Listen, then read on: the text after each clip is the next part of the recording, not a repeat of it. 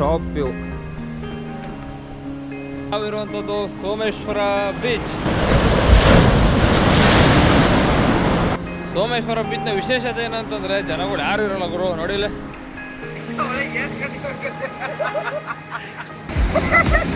ದಡದಲ್ಲೇ ಬಿಡ್ರು. ಇಲ್ಲಿ ಹೆವಿ ಟ್ರಕ್ಗಳು ಇರ್ತದೆ. ಈ ಟ್ರಕ್ಗಳನ್ನ ಪಾಸ್ ಮಾಡೋದೇ ಒಂದು ಟಾಸ್ಕ್ ಇದೆ.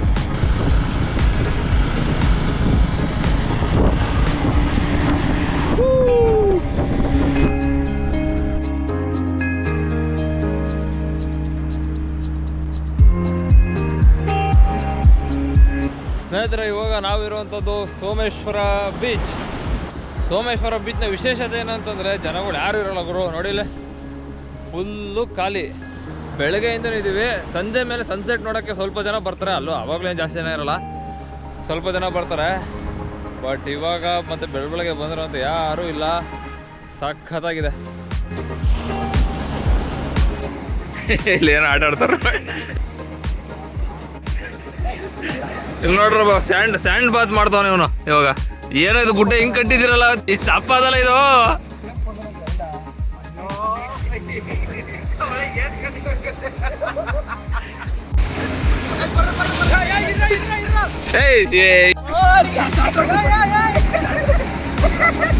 ದಡದಲ್ಲೇ ಬಿಡ್ರು.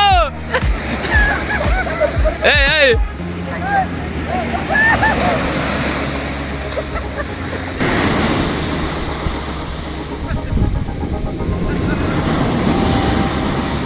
ಸೊ ಈ ಕಡೆ ನಡ್ಕೊಂಡು ಹೋದ್ರೆ ಸೋಮೇಶ್ವರ ಟೆಂಪಲ್ ಹೋಗ್ತೀವಿ. ರೋಡು ಇದೆ, ಬಟ್ ಈ ಕಡೆ ನಡ್ಕೊಂಡು ಹೋದ್ರೆ ಹತ್ರ ಅಂತ ಇದ್ರು. ನೋಡೋಣ ಬನ್ನಿ ಯಾವ ಥರ ಆಗುತ್ತೆ ಆ ಥರ.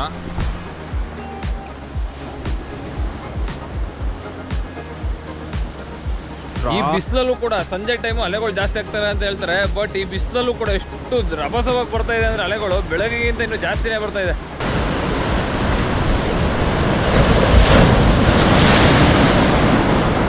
ಅದಕ್ಕೆ ಇದು ಸೇಫೆಸ್ಟು ಬೀಚ್ ಅಲ್ಲ ಆಟ ಆಡೋಕ್ಕೆ ಅಂತ ಅಂತಾರೆ. ಮತ್ತು ಡೀಪು ಇದೆ, ಫ್ಲ್ಯಾಟ್ ಸರ್ಫೇಸು ಇಲ್ಲ ಇಲ್ಲಿ.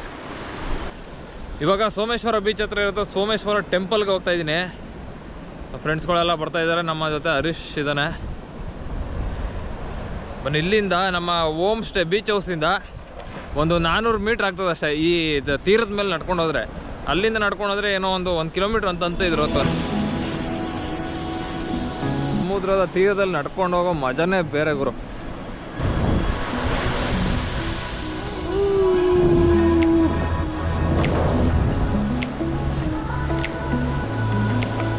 ನೋಡಿ ಎಷ್ಟು ಡೀಪ್ ಇದೆ ಅಂತ. ಈ ಕ್ಯಾಮ್ರಾದಲ್ಲ ಅಷ್ಟು ಕಾಣಿಸಲ್ಲ, ಫುಲ್ಲು ಡೀಪ್ ಇದೆ ಅಲ್ಲ. ಸೈಡ್ ಬೈಲೆ ಫುಲ್ ಈ ಥರ ಸ್ಲೋಪು ಇದೆ. ಇಲ್ಲ ಸ್ವಲ್ಪ ಮೆಟ್ಲು ಥರ ಇದೆ. ಮೆಟ್ಲು ಥರ ಏನಿಲ್ಲ, ಸುಮ್ಮನೆ ಕಲ್ಗಳು ಹಾಕೋರೆ.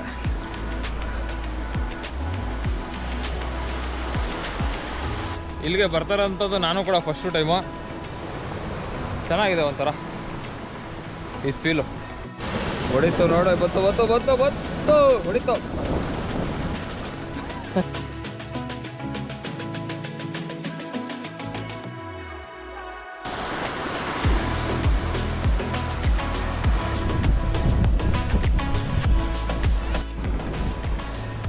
ನಾವೇನೋ ಹತ್ರ ಅದೇ ಅಂದ್ಕೊಂಡು ಅಲ್ಲಿಂದ ನೋಡಿದ್ರೆ ಹತ್ರ ಕಾಣಿಸ್ತು. ಏನೋ 400 ಮೀಟ್ರ್ 500 ಮೀಟ್ರ್ ಥರ ನಡ್ಕೊಂಡು ಬರ್ತಾನೆ ಇದ್ದೀವಿ.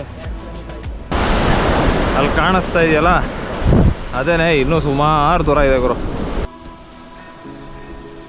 ಬಂದೋ ಕಣಪ್ಪ, ಅಷ್ಟು ಹೊತ್ತಿಂದ ನಡ್ಕೊಂಡು ಬಂದು ಫೈನಲಿ ಇಲ್ಲಿ ಬಂದಿದೆ.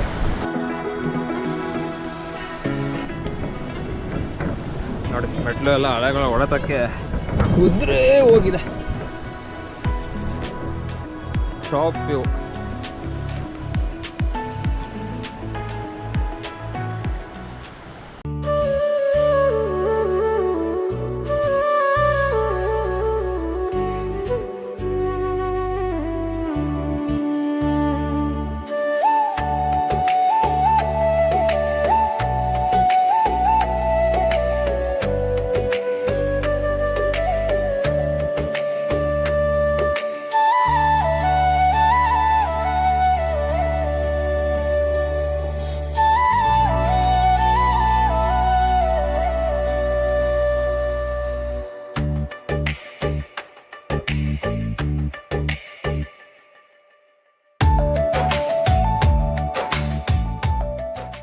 ಇವಾಗ ದೇವಸ್ಥಾನನ ಮುಗಿಸ್ಕೊಂಡು ಮತ್ತೆ ರೂಮ್ ಕಡೆ ಹೋಗ್ತಾಯಿದ್ದೀವಿ. ರೂಮ್ ಕಡೆ ಹೋಗ್ಬಿಟ್ಟು ಲಗೇಜ್ನೆಲ್ಲ ಪ್ಯಾಕ್ ಮಾಡಿ ಹೊರಡ್ತಾ ಇರೋದು ಮನೆ ಕಡೆಗೆ.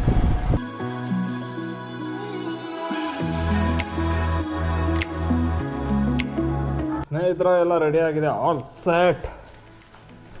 ನೋಡಿ ಇದೇ ರೂಮು, ಚೆನ್ನಾಗಿದೆ ಗುರು. 5000ಗೆ ಚೆನ್ನಾಗಿದೆ ಅನ್ನೋದಕ್ಕಿಂತ ಎಲ್ಲ ಫೆಸಿಲಿಟಿನೂ ಇದೆ.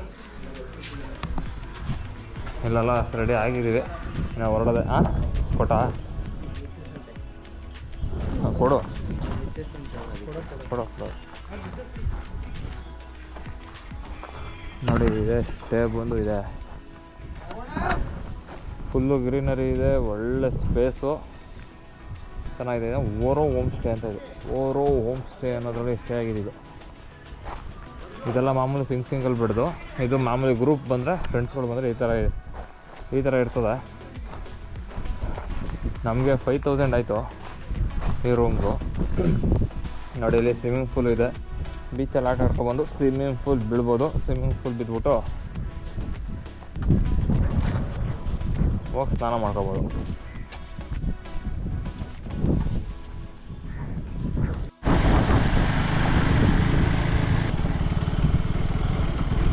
ಇದು ನೋಡಿ ಇದೆ ರೈಲ್ವೆ ಸ್ಟೇಷನ್. ಮುಂದೆ ರೈಲ್ವೆ ಸ್ಟೇಷನ್ ಇದೆ, ಇಲ್ಲಿಂದ ಕೇವಲ 1 ಕಿಲೋಮೀಟ್ರು.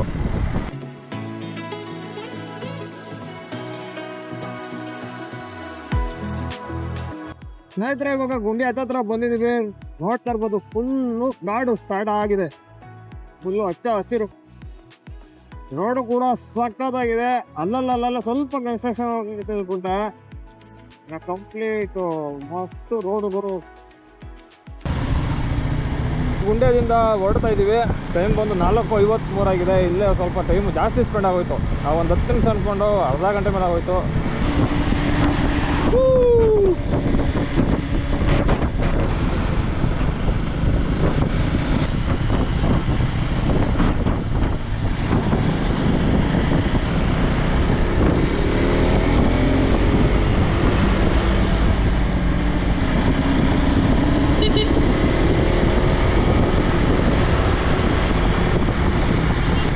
ಹೆವಿ ಟ್ರಕ್ಗಳಿರ್ತದೆ.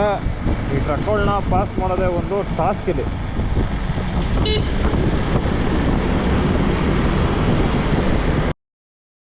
ಮಾತ್ರ ಹೆವಿ ವೆಹಿಕಲ್ಸ್ಗಳು ಅಂದರೆ ಹೆವಿ ವೆಹಿಕಲ್ಸ್ಗಳು, ಟ್ರಕ್ಗಳು, ಕಾರ್ಗಳು, ಲಾರಿಗಳು ಸಿಕ್ಕಾಪಟ್ಟೆ ಇವೆ.